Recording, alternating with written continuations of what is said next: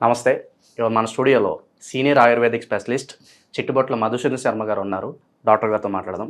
Doctor గారు నమస్కారం. నమస్తే సార్, ఓవర్ వెయిట్‌తో చాలామంది బాధపడుతున్నారు. అందరూ కూడా ఈ రోజుల్లో మీకు తెలుసు బాగా స్లిమ్‌గా ఉండాలని చెప్పి బాగా కుతూహలం ఉంటుంది. సో, దానికి ఒక ట్రైనర్‌ని పెట్టుకుంటారు, జిమ్‌కెళ్తారు, చాలా డబ్బులు ఖర్చు పెడుతూ ఉంటారు. ఎలాగైనా సరే నేను స్లిమ్‌గా కనిపించాలనుకుంటారు. ఒబెసిటీ వల్ల కావచ్చు, వాళ్ళ ఫుడ్ హ్యాబిట్స్ వల్ల కావచ్చు, బాగా వెయిట్ అనేది గెయిన్ అయిపోతూ ఉంటారు. సో, మరి బరువు తగ్గడానికి, వెయిట్ లాస్ అవ్వడానికి ఆయుర్వేదిక్ వైద్య విధానంలో ఏదన్నా మంచి రెమెడీ ఉంటే తెలియజేయండి సార్. చాలా ఉన్నాయండి. చాలా మంచి ప్రశ్న కూడా మీరు అడిగారు. హ్మ్. చాలామంది ఎదుర్కొనేటువంటి అత్యంత సర్వసాధారణమైన సమస్య అండి ఇది. సో దీనికోసము వేలాది రూపాయలు, లక్షలాది రూపాయలు కూడా ఖర్చు పెట్టడానికి వెనుకాడనటువంటి పరిస్థితి ఈ ఆధునిక నాగరిక సమాజంలో ఉంది. సో దీనికి మంచి రెమెడీ చెప్తాను చూడండి. కరక్కాయ పెచ్చల యొక్క చూర్ణం ఒక 50 గ్రాములు తీసుకోవాలి. అదేవిధంగా మిరియాలను వేయించి చేసినటువంటి చూర్ణం ఒక 50 గ్రాములు తీసుకోవాలి. శొంఠి చూర్ణం ఒక 50 గ్రాములు తీసుకోవాలి. సో ఈ మూడు మనకు ఈజీగా దొరుకుతాయి, తయారు చేసుకోవడం సులువు. చూర్ణం అంటే ఏంటి డాక్టర్ గారు? పౌడర్ అండి. పౌడర్. కరక్కాయ పెచ్చుల యొక్క చూర్ణం అండి. యాక్చువల్గా అంటే కరక్కాయలు మనకు ఆయుర్వేద ఔషధ విక్రయశాలలో, పచారీ కొట్లలో దొరుకుతాయి. సో ఆ కరక్కాయలు బాగా ఎండినటువంటి దొరుకుతాయండి. సో అవి దంచేసి విత్తనాలు తీసేసి పైపెచ్చులను 1-2 రోజులు ఎండబెట్టేసేసి కాస్త వేయించేసి పౌడర్ చేసుకోవాలి. అది ప్రొసీజర్. సో అలా వీలు కానటువంటి వాళ్ళు ఈ స్టాండర్డ్ కంపెనీ వాళ్ళు తయారు చేసేటువంటి కరక్కాయ పెచ్చల యొక్క చూర్ణం కూడా తెచ్చుకోవచ్చండి. ఓకే. కాబట్టి కొంచెం విచారించుకొని తెచ్చుకుంటే సరిపోతుంది. సో కరక్కాయ పెచ్చల యొక్క చూర్ణం కూడా మార్కెట్లో దొరుకుతుంది. మనసుంటే మార్గం ఉంది. కాబట్టి వాళ్ళు ఆ యొక్క పట్టుదలతో సాధించాలంటే దొరుకుతుందండి. మెటీరియల్ అయితే వస్తువు దొరుకుతుంది.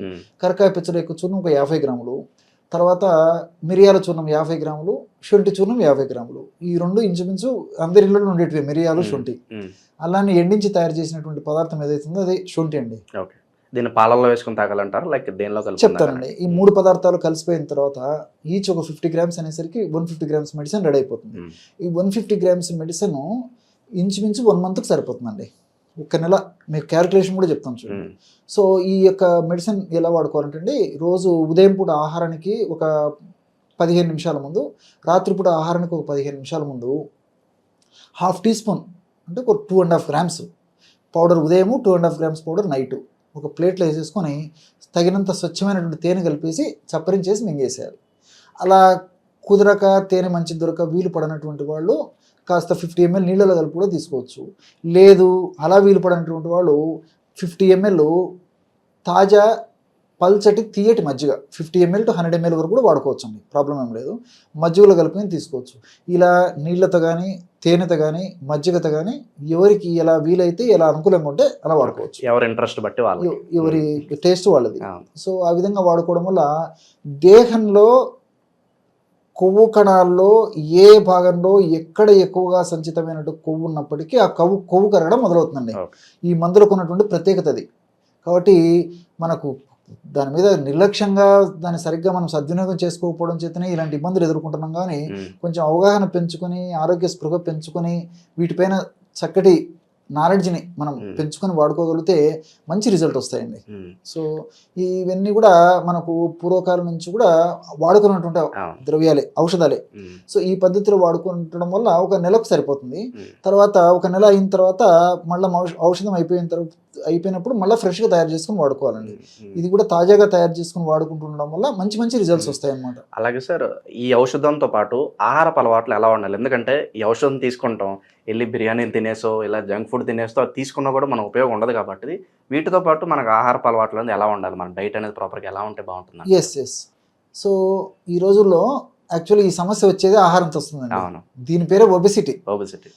ఓబ్ అంటే అతిగా, ఓసిస్ అంటే తినడం అన్య భాషలో కూడా. సో ఒబెసిటీ అంటే అతిగా తినడం వల్లనే వెయిట్ పెరగడము, ఒబెసిటీ రావడము, మార్బిడ్ ఒబెసిటీ రావడం జరుగుతున్నాయి అన్నమాట. మెయిన్ ప్రధానమైన కారణం 100లో 90%, రిమైనింగ్ 10% వేరే కారణాల వల్ల కూడా వెయిట్ వస్తుంటారు. వారసత్వ పరంగా కొన్నిసార్లు రావచ్చు. కొంతమంది ఏం తినరు అయినా కూడా లావుగా ఉంటారు. ఎగ్జాక్ట్లీ. అవి చాలా తక్కువ కారణాలు. శారీరక శ్రమ లేకపోవడము, ఫుడ్ ఎక్కువ తీసుకోవడమే మెయిన్ కారణం. అందుకే దానికి ఒబెసిటీ అనే పేరు పెట్టడం జరిగింది. సో ఈ పరిస్థితి ఉన్నప్పుడు ఏం చేయాలంటే వీళ్ళు ప్రోటీన్ ఫుడ్ బాగా తీసుకోవాలండి. కార్బోహైడ్రేట్ ఫుడ్ ఎంత తగ్గించుకొని, ఎంత మినిమైజ్ చేసుకుంటే అంత మంచిది అనమాట. కార్బోహైడ్రేట్ ఫుడ్ కాయ కష్టం చేసే వాళ్ళకు మంచిది ఎక్కువ తీసుకోవడం వల్ల, అంటే శారీరక కష్టం. మానసిక కష్టం చేసేవాడికి ప్రోటీన్ ఫుడ్ మంచిది. మనం రివర్స్ అయిపోయినాం. ఓకే. సో మనం ఏం చేస్తున్నాం, కార్బోహైడ్రేట్ ఫుడ్ ఎక్కువ తీసుకుంటాం, మనకు అంత ఫుడ్ అవసరం లేదన్నమాట. సో ఇక ప్రోటీన్ ఫుడ్ బాగా తీసుకుంటూ కార్బోహైడ్రేట్ ఫుడ్ బాగా తగ్గించుకొని ఒక ఫైబర్ ఫుడ్ ఇలాంటి బాగా తీసుకోవడం వల్ల ఈ వెయిట్ లాస్ అయ్యేందుకు ప్రత్యక్షంగా పరోక్షంగా ఇవి ఉపయోగపడతాయి. వెయిట్ పెరగకుండా ఉండేందుకు కూడా ఉపయోగపడతాయి. వెయిట్ వల్ల కలిగేటువంటి ఉపద్రవాలు రాకుండా ఉండేందుకు కూడా నేను చెప్పినట్లు ఈ ఫైబర్ ఫుడ్ బాగా తీసుకోవడము, తర్వాత ప్రోటీన్ ఎక్కువ ఉన్నటువంటి ఆహార పదార్థాలు ఎక్కువ తీసుకోవడం, వీటి వల్ల యూజ్ ఉంటుంది అనమాట. దీంతో ఈ జంక్ ఫుడ్, ఫాస్ట్ ఫుడ్స్ ఇవన్నీ ఒక రకంగా చెప్పాలంటే జంక్ అంటే చెత్త అనేటట్టు. ఈ చెత్త ఫుడ్ కడుపులో వేస్తున్నాం తప్ప మనం పోషకాహారం తీసుకుంటామని మనం భావిస్తున్నాం తప్ప అదంతా చెత్త ఫుడ్. దానివల్ల ఇలాంటి సమస్యలు వస్తున్నాయి. కాబట్టి కొన్ని జాగ్రత్తలు తీసుకుంటే సరిపోతుంది. వేళకు ఆహారం తీసుకుంటుండాలి. కనీసం వారంలో 5 రోజుల పాటు వాకింగ్ కానీ, జాగింగ్ కానీ, రన్నింగ్ కానీ. ఎలాంటి ఎక్సర్సైజ్ చేస్తే బాగుంటుంది అంటారు సార్? అలాగే మనకి ఫ్యాట్ మెయిన్ గా కరగాలి కదా, సో ఎలాంటి ఎక్సర్సైజ్ చేస్తే బాగుంటుంది అంటారు? సింపుల్ ఎక్సర్సైజ్ చాలండి.